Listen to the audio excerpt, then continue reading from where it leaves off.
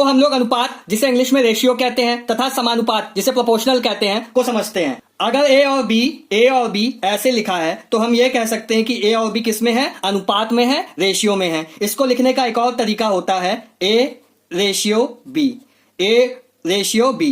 तो मैथ में अनुपात को लिखने का यह तरीका होता है, दो संख्याओं के बीच में हम ऐसे दो बिंदु लगा देंगे तो वो क्या हो जाएगा? अनुपात में होगा। अब हम लोग समानुपात यानी प्रोपोर्शनल समझ लेते हैं होता क्या है। देखिए, जैसे एक नंबर है ए अनुपात बी, एक संख्या है ए, दूसरी संख्या है बी, ये आपस में क्या है? अनुपात में है। अगर ये बराबर हो गए किसी संख्या सी तथा डी, एक संख्या ए बी ये अनुपात में है, सी डी ये अनुपात में है, एक अनुपात ये है, एक अनुपात ये है, अगर ये दोनों अनुपात रेशियो आपस में बराबर होंगे तो ये समानुपात कहलाएंगे। क्या कहलाएंगे? समानुपात कहलाएंगे। यही बात है। अभी मैंने आपको बताया अगर दो नंबर रेशियो में है तो उसको हम लोग कैसे लिख सकते हैं? ऐसे लिख सकते हैं। समानुपात को लिखने का तरीका होता है मैथ में, इसमें हम लोग दो बिंदु की जगह चार बिंदु लगाएंगे, ऐसे लिख दिया और फिर हमने सी रेशियो डी लिख दिया। तो इसका मतलब क्या हो गया? ये ए बी जो रेशियो है वो सी डी के साथ क्या है? समानुपात में है। अब इसको लिखने का एक और तरीका होता है, इसका हम लोग क्रॉस मल्टीप्लीकेशन कर देंगे तो यहां से क्या आ जाएगा? A into D equal to B into C. इसको लिखने का एक और तरीका होता है। इसका मतलब ये ऐसे, इसका मल्टीप्लाई इससे, इसका मल्टीप्लाई इससे। आ गया समझ में? अब इसी समानुपात की वजह से हम लोग प्रथमानुपात, मध्यानुपात, तृतीयानुपात तथा चतुर्थानुपात का सूत्र निकालेंगे ट्रिक से। यह केवल एक ट्रिक है, याद रखिएगा। अब इसी समानुपात के सूत्र की मदद से हम लोग मध्यानुपात का सूत्र ट्रिक से निकालेंगे, प्रथमानुपात का सूत्र ट्रिक से निकालेंगे, तृतीयानुपात का सूत्र ट्रिक से निकालेंगे और चतुर्थानुपात का सूत्र ट्रिक से निकालेंगे। देखिए कैसे।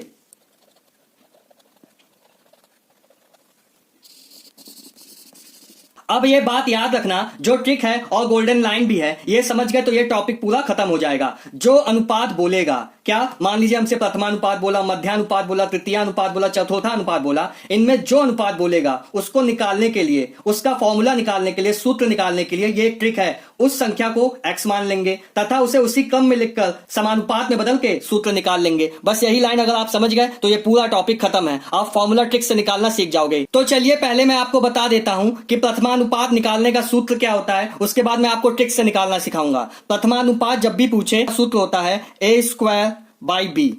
ये क्या है? प्रथमानुपात निकालने का फॉर्मूला है, सूत्र है। तो चलिए मैं आपको अब ट्रिक से निकालना सिखाता हूं।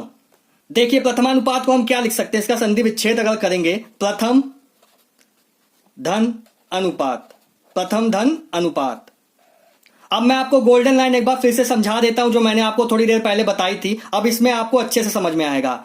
जो अनुपात पूछेगा, अनुपात के पहले जो लिखा होगा वो नंबर हम x मान लेंगे। बस वही हमारा अनुपात भी होगा, नंबर भी होगा। ये केवल ट्रिक है। फिर से, अनुपात के पहले जो नंबर लिखा होगा, इसका मतलब वो हमें नहीं दिया है, हम उसे x मान लेंगे। इसी x की वैल्यू क्या होगी? हमारे उस अनुपात का सूत्र होगी। आया समझ में? अब देखिए, जैसे a और b का हमें क्या निकालने को बोला है? अनुपात। a और b का हमें प्रथमानुपात निकालना है, भाई फॉर्मूला निकालना है।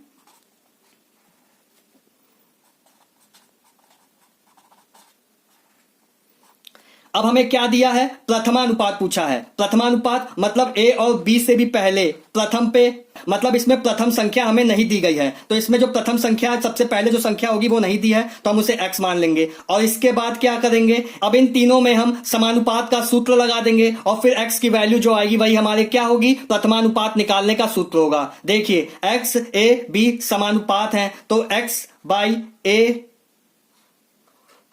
इक्वल टू क्या होगा? a बाई बी के, इन दोनों का रेशियो क्या होगा? बराबर होगा। तो यहां से x की वैल्यू क्या आ गई? a स्क्वायर, इधर क्रॉस मल्टीप्लीकेशन कर देंगे, हमें x की वैल्यू निकालनी है, ये प्रथमानुपात की वैल्यू होगी। तो यहां पे क्या होगा? a इंटू ए क्या हो जाएगा? a स्क्वायर, ये हो गया b, x इक्वल टू क्या आ गया? a square b। यही हमारा क्या होता है? प्रथमानुपात निकालने का फॉर्मूला होता है, सूत्र होता है। a और b क्या है? a और b दो नंबर्स हैं जिनका हमें प्रथमानुपात पूछेगा।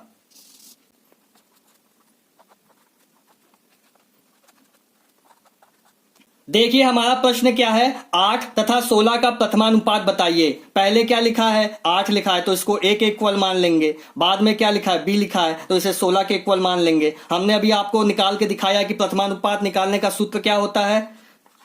a square by B. तो प्रथमानुपात निकालना है तो क्या करेंगे, ए स्क्वायर बाई बी कर देंगे। ए स्क्वायर बाई बी फॉर्मूले में वैल्यू रख देंगे 8 इंटू 8/16। ये 8 2 जा, ये 2 4 जा, तो प्रथमानुपात क्या आ गया हमारा 4। तो स्टूडेंट्स, अगर आपको वीडियो अच्छा लगा हो या कुछ नया सीखने को मिला हो तो चैनल को सब्सक्राइब कीजिएगा, वीडियो को लाइक कीजिएगा। Thank you.